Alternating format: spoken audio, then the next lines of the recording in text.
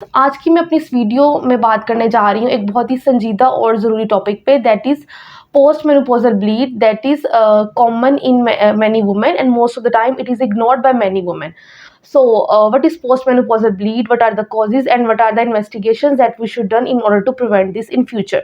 सबसे पहले बात करते हैं मेनोपॉज के बारे में, जो कि नॉर्मली खवातीन में जो है वो 50 टू 55 ईयर्स पे हो जाता है.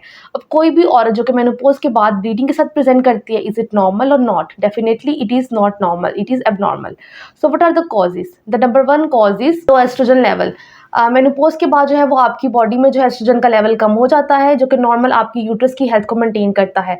तो अल्टीमेटली कोई भी जो लेडी है वो इस कंडीशन के साथ प्रेजेंट कर सकती है, that is also called atrophic endometritis. The second cause is endometrial polyp. But it is a benign condition that is normally overcome hysteroscopically. हम लोग जो है वो वजाइना के थ्रू ट्यूब पास करते हैं और इससे पॉलिप को जो है रिमूव कर देते हैं. उसके बाद उस पॉलिप को जो हम है हिस्टोपैथोलॉजी सैंपल के लिए भेज देंगे.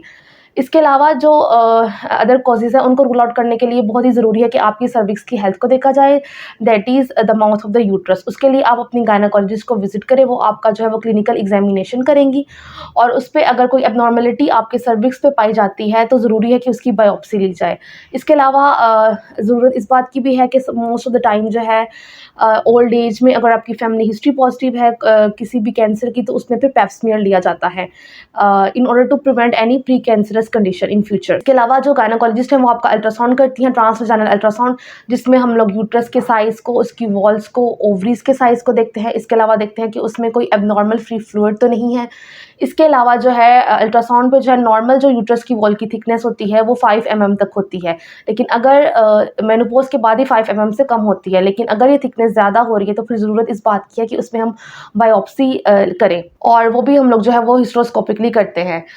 So in a nutshell, postmenopausal bleeding in all women are not having cancer, but definitely complete evaluation is necessary to prevent the complications in future. So वो सारी खवातीन जिनमें मेनोपॉज के बाद अगर ब्लीडिंग जो है ऐसा कोई खदशा पेश आता है, so it's my important advice to visit your gynecologist or consultant immediately. Thank you.